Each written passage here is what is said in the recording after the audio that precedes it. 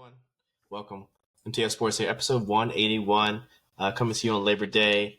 NFC West and NFC North. We got three more divisions. We'll cover those two today.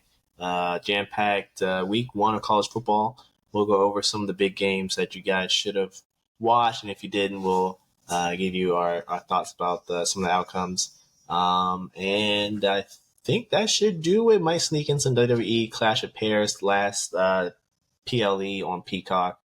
Sad, but they're now moving to ESPN, so we might touch up on that at the very end. So, with all that being said, guys, stay tuned.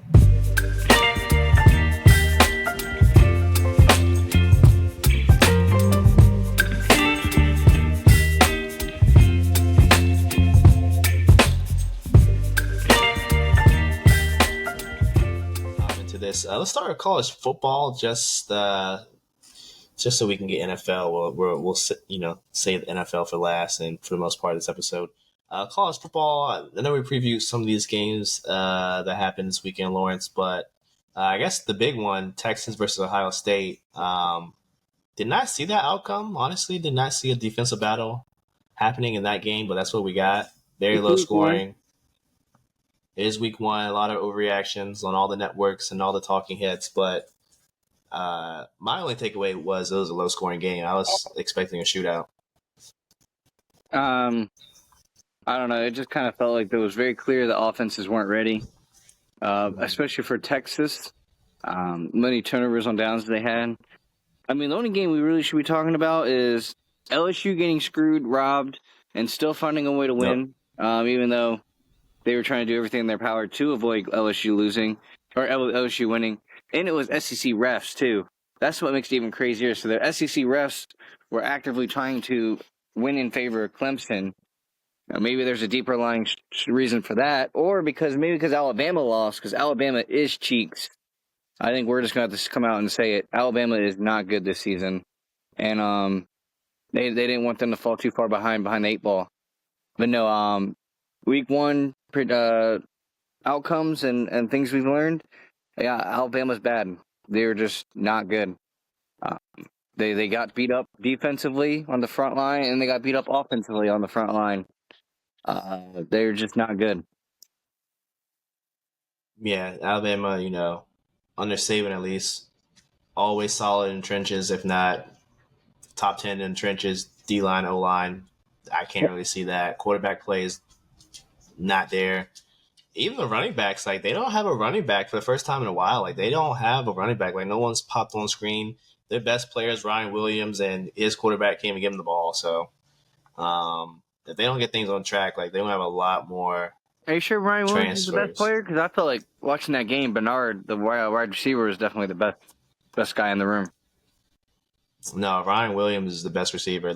I watched him last year, bro. He was playing with Jalen Milroe, and he was just doing crazy stuff. He's insane. He's the second coming of Devontae Smith. He just don't have a quarterback this year. Well, they might not have a quarterback, but Bernard was able to figure out how to get open. I feel like he's the only one that caught a ball. Pretty much every time I watched, it was an Alabama player just dropping the ball straight to their hands. Look at it like this. Even Jeremiah Smith, he had 3 drops in the first game too, and he only dropped 2 balls last year. I think his first week one jitters for a lot of people. Yeah, well, Ryan Williams only had 5 catches for 30 yards. Well, whereas Bernard had 8 receptions for 146. Yeah, you might be able to see what you want, but I'm going to go with Bernard being the leader in that room. You don't catch 8 balls for 146 without taking that crown from Williams. I clear as day watched Williams drop a ball hit him right in the face mask. I mean, I don't think he wanted to be there anymore at that point. You might be right. I'm gonna disagree with you. I think Ryan Williams, second best receiver in the nation behind Jeremiah Smith. Jeremiah Smith didn't play well either. I think he only had 46 yards. But we'll have to see it in week 2. My Hokies did not look well. They played some good defense though. This was yesterday afternoon. Played good defense. South Carolina just got the best of them. Stupid. This Jones guy, we talked about in the group chat yesterday. This Jones guy, the quarterback for Tech, he's just not good. I don't know if you watched this game, Lawrence, but yeah, he's not good. O line's okay. The D line defense is pretty good, but I mean, I can't. Defense can only play but so well when they're playing for most of the game. Offense can't really move the ball. Nah, it's Virginia Tech. Of course, I didn't watch that. They're bad. Yeah, I mean, Pry is not a good coach in my eyes, and they should have never got rid of Shane. He wanted to be there, and they told him to piss off, and he's doing things in South Carolina, so I don't blame him every time he plays the Hokies and wins. Notre Dame, Miami. I don't know if you caught this one. Any highlights from this one? I did catch that one. Honestly, that was just a straight out good game. I think Notre Dame unfortunately got the L. Mostly being the fact that they were on the road. Their quarterback, he has no line. Sorry, that is one thing I took out of the Notre Dame game.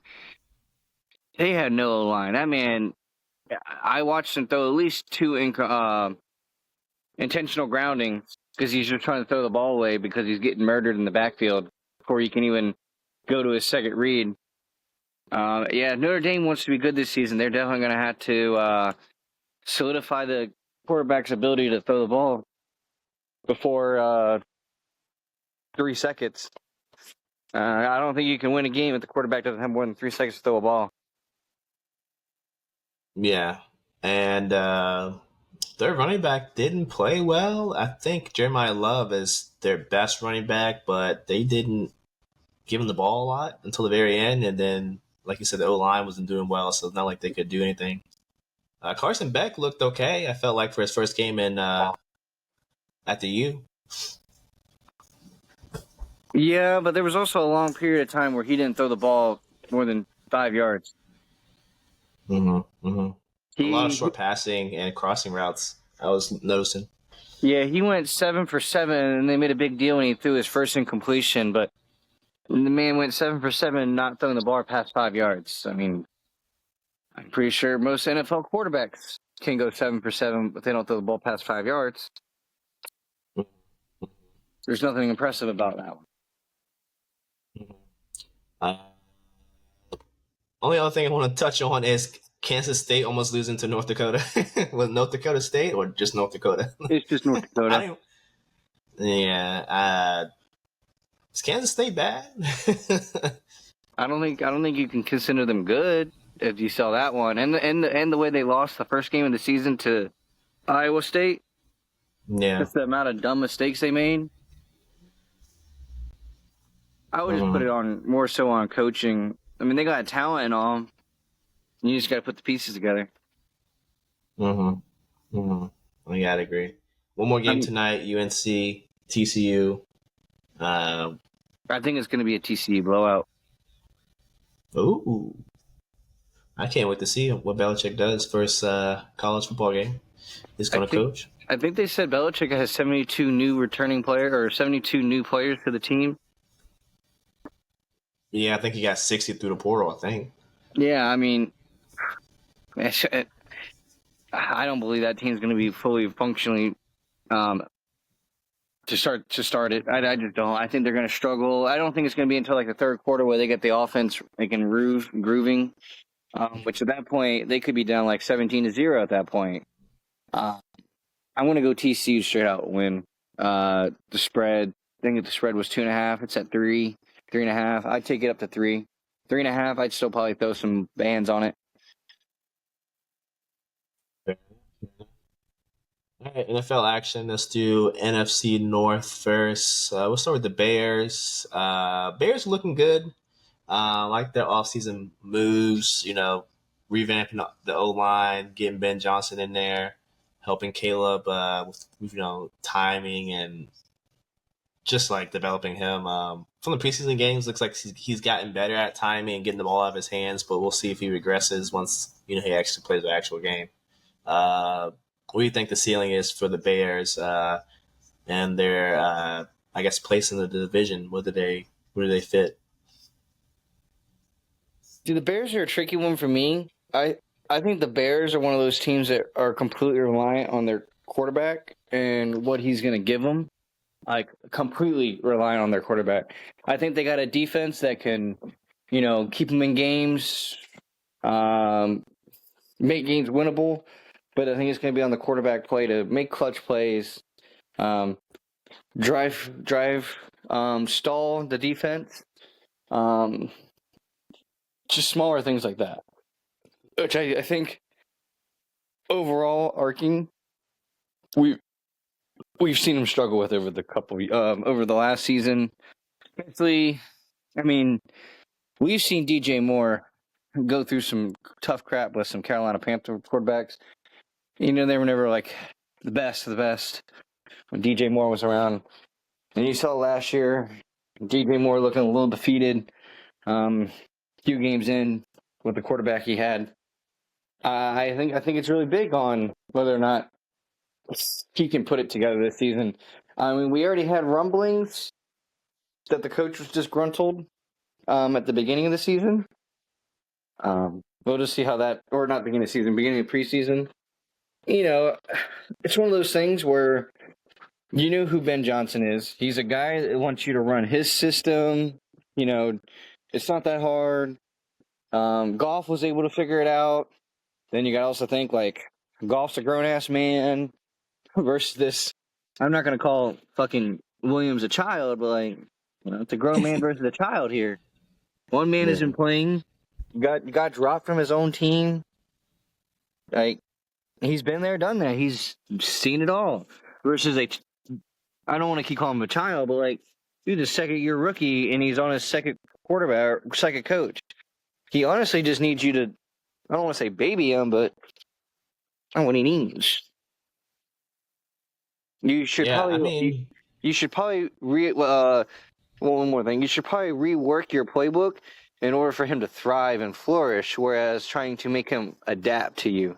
Because trying to tell a rookie to adapt, I mean, maybe it works for some of them, but you should probably be trying to play to your rookie. Kind of what, oh man, what's his name? For the Broncos does with Bo Nix. Bo Play Nix with what and I Sean got. Payton. Yeah, play with what I have. He knew Nix couldn't go crazy, but he knew Nix wasn't a bum. Yeah, I can see that. I think this will really be the year that we can actually say it's Ben Johnson, like a quarterback whisperer. Like, is he like Kevin O'Connell? This is the year we find out.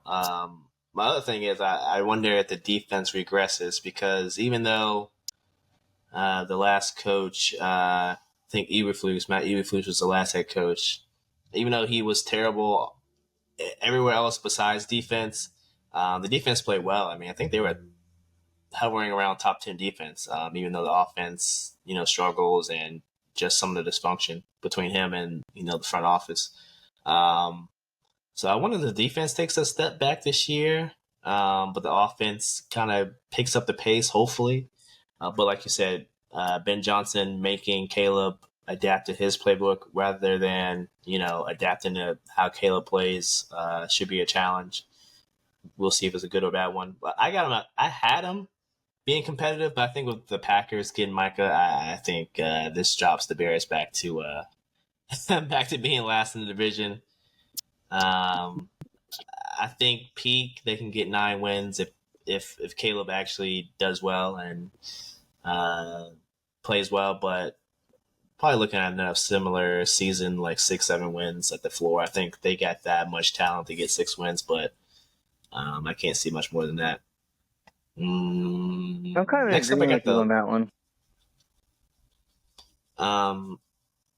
Next up, we got the Lions. Now, they lost both their coordinators. They still got Dan Campbell, but they lost both of their coordinators. So we'll see what happens there. What do you think their floor and their ceiling is, and where do they place in the division? Honestly, I don't think they're going to be under or overrated at all. I think they're going to be about average. I mean, I'm planning on the Lions getting about 9-10 wins. I really don't truly see them getting lower or more. I mean, you're replacing a lot. I mean, your D coordinator gone, O coordinator gone. The only thing staying is your head coach, which true, we've seen him build a brand, but he's building a brand from scratch. And I'm not saying that his brand is bad at the moment, but his brand is just not all complete, is the best way to refer to it as. And I think it's completely fine in the season that we are going through that they finished second in the division, because I think they beat the Vikings. I don't think they can beat the Packers with what the Packers have now put on the table. I think that one's a little unachievable, unless we can get some Jordan Love injuries going, like last season. I truly don't see the Packers wilting at any point. I mean, it's kind of hard to wilt when you got an electric offense that only got a number one wide receiver. Round one wide receiver in it. And then, it has a respectably good quarterback.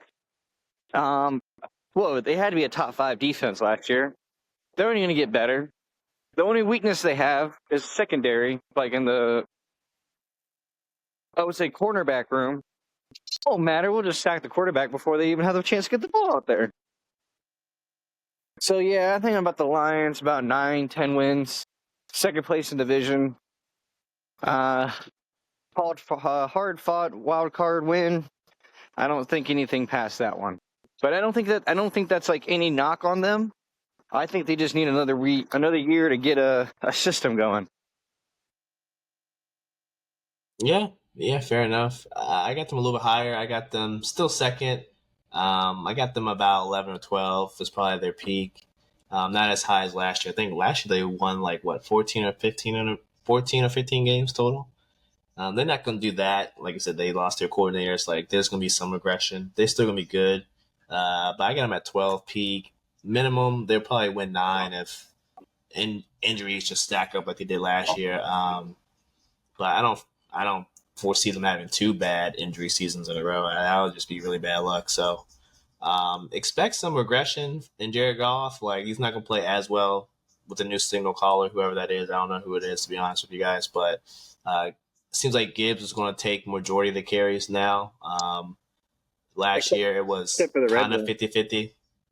Yeah, except for goal line type stuff. But last year it wasn't 50-50. It was more like 60-40. And, the previous year was 60-40 the other way. Montgomery getting the carries. I think this year it'll be 70-30. Gibbs, you gotta see what he can do. Fully, handling the rock, getting most of the carries, but still give Montgomery some easy tubs when you're in close. But yeah, I mean, I like the defense. I don't love it. They need another guy to rush opposite of Hutchinson. He's coming off an injury too, so he might start slow, but then pick it up when he gets back into the groove. Good secondary, not great. You got 2 really good safeties, but like you said, the corners are just okay. So you're just basically banking on your safeties to clean up your corners' work because they're not as good. So we'll see if the strategy works for them. But I definitely got second, and they'll make the playoffs. Yeah, I'm not worried about them making the playoffs. It's the deep run that I don't think they can do just quite yet. Now, this team I am worried about making the playoffs, the Vikings. We kind of already hinted at the J.J. McCarthy, rumblings of him not progressing well, not looking well. Jay Jettas, I think, is trying to play week 1, but he has a hamstring. He always has hamstrings issues. Addison's out the first week. They traded for Thielen, but he's an old man. Reliable, but he's an old man. So what do you have the Vikings looking like this year? I think I got the Vikings being pretty dookie. I think the Thielen move was a little desperate. I think there was definitely. I think there's definitely inklings that Addison, when he returns from being out, won't be completely 100%, up to the standard of what they need to play. Because isn't he not allowed to practice with the team? So they're worried that he's going to be a little tired. We'll just say it that way. A little a little out of shape. Out of football shape. Then you gotta believe that Jay Jettas is going to have one of those seasons because he's due because like you said, he's always injured. He's always got a hamstring problem, but he's never missed time in a season. And to be honest, this feels like the season where he will miss time because it's just it's an injury that constantly keeps coming up for him. It's obviously never getting better. It's just being dealt with, and he's completing the seasons and getting nowhere. And I feel like there's going to be halfway through the season, they're not really made it anywhere. And personally, I think that's also going to fall back on the quarterback. I don't think he's ready.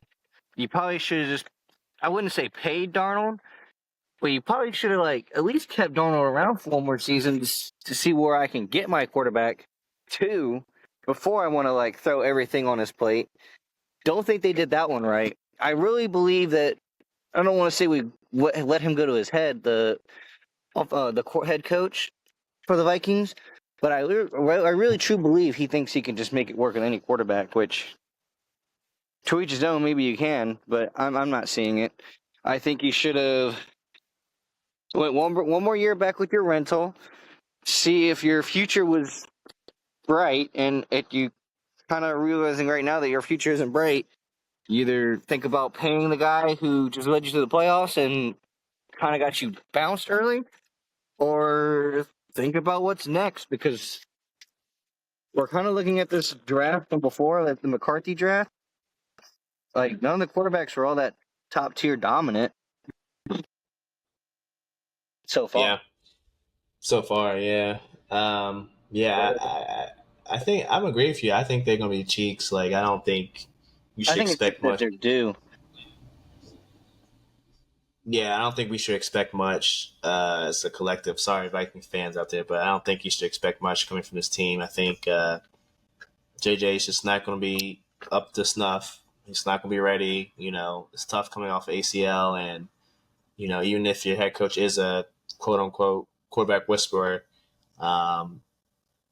you're a second year rookie and you haven't played a lot of football. And even when you're at Michigan, you really didn't throw the ball a lot. So you're going to be going from a mainly running team to the Vikings, a mainly passing team with a little bit of a run game, but they can't hold your hand forever. So if I'm expecting them to play bad, and then they're going to turn to Carson Wentz, which maybe a couple of years ago I'd be okay with that, but we've seen that show before. Yeah, he played well when he started last year for the Chiefs against the Broncos. He looked well, but you could tell you could tell they weren't going to win that game. So that's all I got to say about that. So, if you're banking on Carson Wentz to come save your season, then yeah, you already lost. So you should have just tagged, like you said, Darnold. Should have tagged them. If a team wanted to pay the freight for the tag and trade, then let them pay the freight. But you should have guaranteed that man one more year of salary. He could have looked even better and then got him an even bigger bag. Then you have an insurance policy. But they're going this way. That's on them. I got them peak. I got them same as the Bears, 9 wins. They got more talent than the Bears, so I want to say, I don't know. I think the Bears might be better. I think they have higher end talent in certain spots, but if we're talking about overall talent, I would give them about on par with the Bears in terms of overall talent. I think the Bears have a more well-built defense. Yeah, I think Brian Flores is a good defensive coordinator, though. I think the Vikings, I wouldn't say get off, but they improve slightly because of who their D coordinator is. So yeah, I'm kind of mixed about this. I think the Vikings finish ahead of the Bears, but they might have the same record. It might just come down to division wins. Maybe they have more wins or something. But I could see them finishing about the same. So whatever I say about the Bears, I could see the same thing for the Vikings.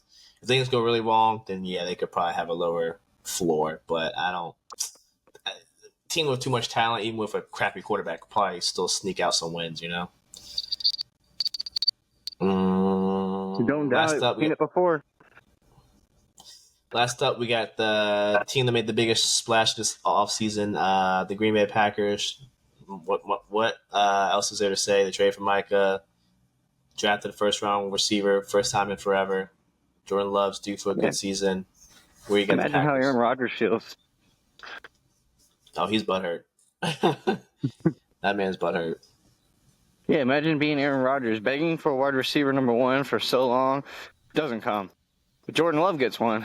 Begging so long for him to make a splash on the defensive side, so like I don't have to score 31 points per game. Never happens. Jordan Love gets it though. So So yeah, are we high? Are we high on the Packers? I'm kind of high on the Packers, but being high on the Packers still, personally, I still want to get some like 13, 12 wins at max.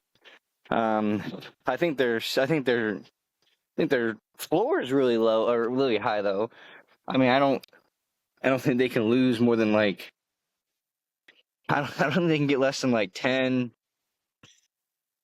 maybe even 9 wins. Like I don't see how they physically could lose that many times. So honestly, their floor might be like 10 or 11. Yeah, I'm going to agree with you. I think they probably replace the Lions. Like, they probably going to win 14, 15 games. Like, I think Micah easily wins you at least three games, maybe four. So, if you just add that on to last year, they made the playoffs last year, right? So, I think they won 10 games last year. So, yeah, 14, 13, 14 easily. Ceiling or the floor, yeah, they're going to win at least 10 games. Like, I don't see them losing any less than that or, yeah, losing a lot. If you look at the schedule, it's pretty decent. Not a terrible schedule. A lot of very winnable games. Well, they have a I think the third only place team team better than schedule. I think the only team definitively better than them, you can say, is probably Philly. Philly, at least in the NFC, is Philly, and then they're probably on maybe slightly above Detroit, and then slightly, not slightly above Washington, but like they're better than Washington, but Washington could beat them on a good day. So I mean, this what only two teams that I really think in the NFC that can take them out if it came down to it in the playoff game. And then, both of those teams win against Michael Parsons all the time. It now gives them a bigger edge now because they have I guess not the structure, but they got a guy on their team who knows how to beat those top tier NFC teams. That is true. Moving on to the NFC West, we got the Cardinals. Honestly, I don't know what to think of the Cardinals. Like, I think they might just have another very mid season. Like, you know what you're getting from Kyler Murray. You know what you're getting from the roster. It's just like, can you get more out of them? I don't think there is more to get out of this roster. What are your thoughts? I think it's a perfectly built 500, or I don't want to say 500, but like a 500 team. I think it's perfectly built to get you 8, 9 wins. It's good enough to get you every year in postseason talks. It's good enough every year to scare your division. It's getting past, those marks that they kind of are going to run into a problem and fail at. I mean, cool. They have a great tight end. He's kind of a Kyle Pitts though. He kind of struggles to score touchdowns. Didn't score until what, week 14 or 15 last year? Yeah, so they got the same problem the Falcons do. They got a good tight end who can't score. And got paid. Just got paid, by the way. I mean, they don't really have a great running back room. James Conner was like good, like in his prime. It's not really in his prime anymore. And then, what else we got to work on their team? Marvin Harrison. I still don't believe like he takes over a game. Honestly, I feel like he just needs a good number two, like a good number two around him, just someone to cause extra pressure, make the eyes glance over one more time before the snap of the play, like just something else to help him out, which they lack of right now. Yeah, I don't agree with you. I think they're a very average team. If everything goes well, they're in playoff contention, but you're not really expecting more than that. So it's tough to really gauge your season. Like they could, like their floor is like at least 6 wins, but I mean you could go 10 wins as their ceiling. Like it is 10 or 11. Honestly, is a wide range. I think for this one, just because it's all dependent on how much juice they can squeeze from the team. And if you squeeze too much juice, then yeah, you win a lot of games, but are you gonna have any juice left for the playoffs? I think that's probably the issue with this team is, uh, as some teams are like maybe a draft away. I feel like the Cardinals are like two to three drafts away, maybe like even a couple trades away. Like just a very average team, and they do mid every year, and unless they do a major overhaul or hit like really good on their picks, it's like you're just gonna get the same thing every year. So I'm expecting more of the same. The Rams now did some overhauling. Got rid of Cooper Cup, brought in Devontae Adams. Matt Stafford has, I think, back issues, so we'll see if that affects his play. Um, but it seems like they're going for it again, um, in terms of going for the gusto, not in terms of like trading on the picks like they did years ago, but they are like banking on one more good season from Stafford. So do you think this is going to work out for them? Nah, I think Stafford. I don't want to say poops out halfway through the season, but I feel like Stafford. I don't think Stafford, based on last season, has got a full one left in him still. Mm-hmm. Yeah, I think he kind of has the Kirk Cousins effect of he's just going to try and play through this injury, and it's just not going to look good like Kirk did last year. I think. I mean, Jimmy G. I mean, Sean McVay is a quarterback whisperer. I think he can make it work with anybody, but it seems like they're not really trusting of Jimmy Garoppolo, and Bennett has looked okay, but is he really the guy you want to put out there and he'll do well enough to keep you in contention? Like, I don't know. The rest of the team looks fine. I feel like, Puka and Devontae will play well together. You got a guy that can, you know, play anywhere on the field in Puka, and then Devontae, same thing, but he's more of a possession guy, runs crisp routes. I mean, one of the GOAT receivers of our generation, at least. And you got a decent tight end. So you got the offensive weapons. You got a good O line. Kyron Williams, I really like him as a running back. Defense is always solid. But I mean, if you're banking on Stafford to get you one more time to the promised land, I think you're banking on the wrong man. I think. Yeah, I think you're just one too many seasons thrust upon him. I think you're. I think the ship has sailed. Is the best way to put it. I think that's the way you want to put it too. Mm-hmm. Get the words out of my mouth. Next up, I think honestly that this team is probably in a similar situation as the Bengals in terms of their draft away. 49ers, I like what they put together, but I mean, their wide receiver room is pretty much non-existent. I mean, everyone's hurt. I think Ricky Pearsall is the only one that's not currently hurt, but I think he was hurt at some point. So if everyone was healthy, I think you could say that they have a high outlook on this upcoming season. But I think you can't say that now. So, what are your thoughts? I think the 49ers will be about average. I think they actually will be saved by their defense more often than we think this season. Well, probably not more often than we think. They still have a good defense, but I feel like that defense is going to keep their season alive much longer than the offense will keep the season alive. I think the offense still runs into the same problem they did before. It's like a lot of high risk, high rewards kind of players. Like these players, super awesome when they're on the field playing, but McCaffrey doesn't make it a full season anymore. Brock Purdy, he said he was doing too much last year, but who's to say he's not going to just do too much again? Because he didn't look too good last year.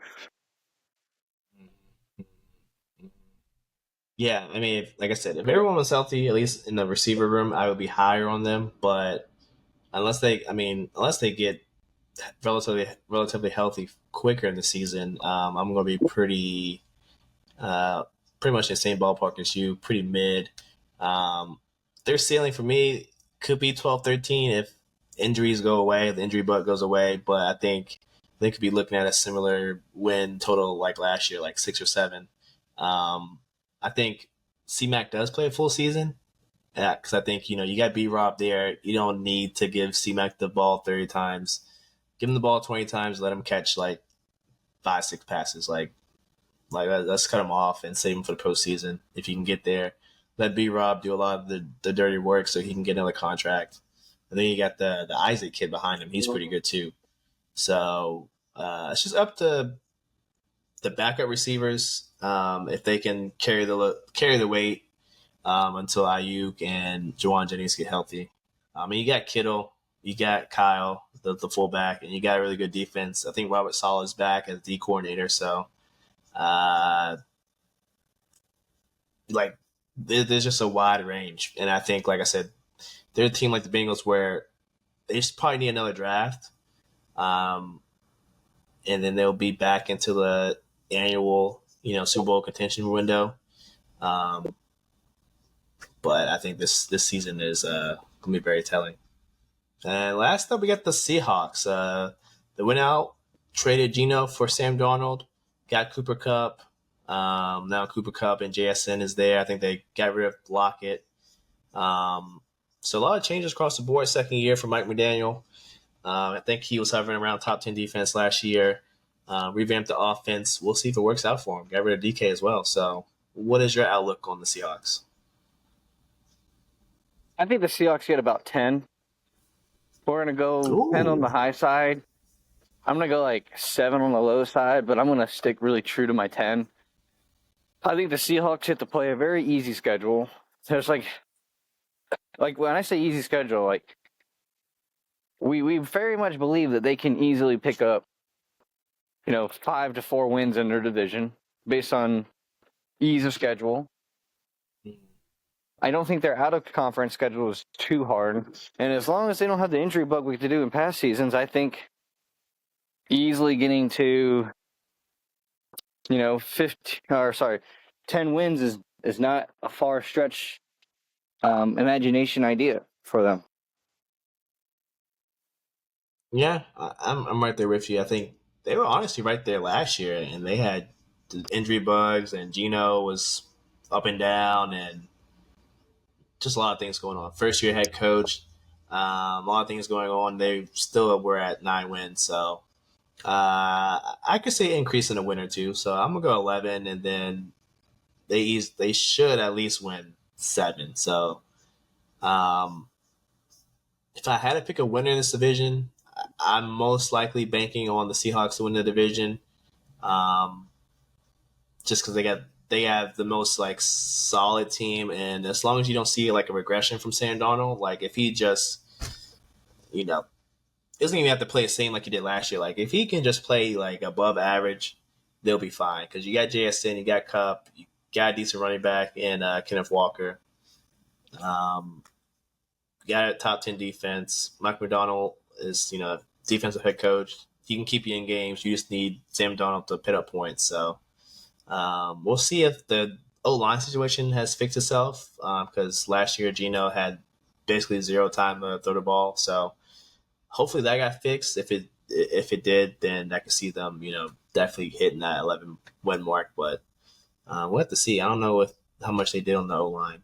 Maybe they're just banking on guys getting better, but we'll see about that. Um, that's it for the NFC West and NFC North. We got one more division, NFC East. We'll do that on Wednesday.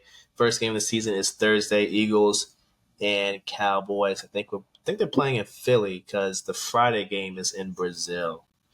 I think Chiefs and Chargers in Brazil. Yeah. So on YouTube, by the way, on YouTube. I think the first YouTube game, so should be interesting. I guess we'll briefly go over Clash in Paris, the last PLE on Peacock, Rip Peacock. I mean, Peacock technically still has Saturday Night Main Event, which that's like a couple times a year, and Peacock is technically USA Network, so it's not like they totally get rid of WWE, but it's not going to be the big PLEs anymore. Um, I didn't watch all of it, but the main takeaways I got, Jake Paul and Logan and John Cena, that match was pretty damn good. Like, just we're talking like technically, like technical wrestling. Like, it was really good, really entertaining. I think Jake Paul can wrestle with the best of them. Like, you might hate him as a character, you might hate him as a person, but that man can wrestle. Being like someone who didn't come from the wrestling family and just like hopped into it because he thought it was fun, like the dude can wrestle, and Yeah, I got mad respect for him. I was watching the playback. I think they did AJ Styles. AJ Styles move was used. Jake Paul did a Cesaro move, and he did a Dolph Ziggler move.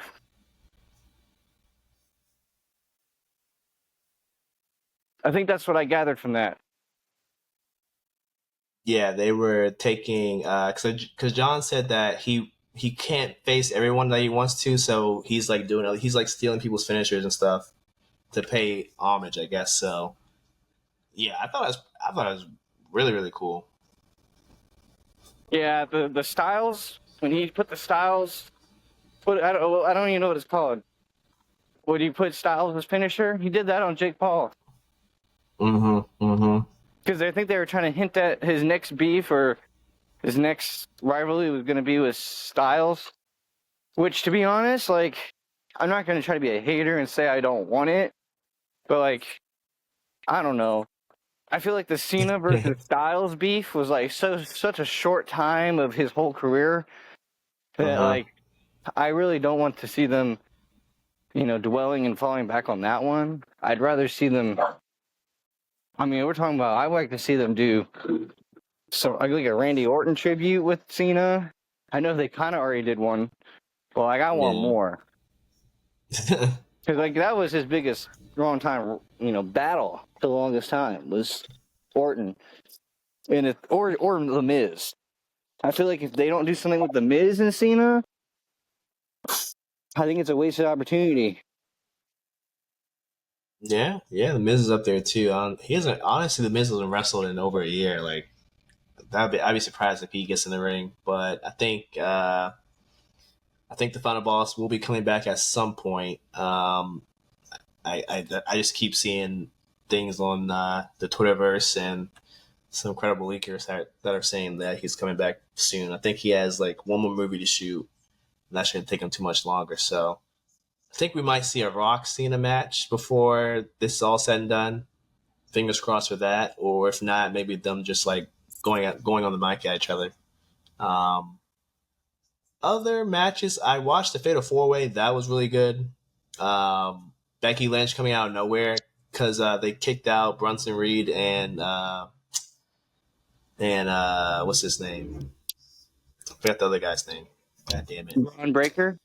Braun Breaker. Yeah, they kicked him out the ring, and so they were like, "Oh, Seth, you have no one to help you tonight, help you win or whatever." And then CM Punk was going to do like back to back GTS, and then she comes out of nowhere and just low blows him, and then he gets stomped, and it was a wrap.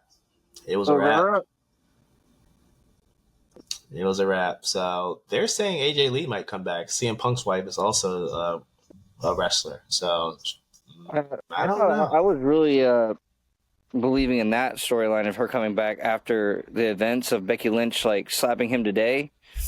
Like they're just basically calling and like I wouldn't say plain Janing the fact that they're going to bring her back, but I mean it's very very apparent, and they're not even trying to hide it either. Didn't he steal like some fan sign who had made like an AJ Lee? So like. Yeah. Like, he's not dumb. He's playing right into it. And nobody cares about the game played before. Everyone just wants to see AJ Lee back. That's all we want. Hey, you got to admit, Mr. H, when he's cooking. Long-term storytelling is his specialty. So we should see that pretty soon. Next PLE, on ESPN. I think this is actually going to be on ESPN, like not ESPN Plus. I think this is what do they call this one? Like WrestlePalooza or something? Yeah, September 20th. It's like 3 weeks away. I think this is going to be on ESPN. Should be exciting. Yeah, imagine they got, ESPN getting AJ Lee back for the first time in years, and it's going to be on that. And ESPN looks like God, like it looks like Heroes, and it's been set up in the works for the longest time. He's just Kings has been waiting to full send it. Yep. They'll be trying to call themselves the saviors of wrestling or something. Who knows what they'll say. That's all I got for today's episode. Anything else before we head on out? No, that's it for me. All right. We're going to head on out. Episode 181 MTL Sports Podcast. We will see you next later this week on Thursday. Peace.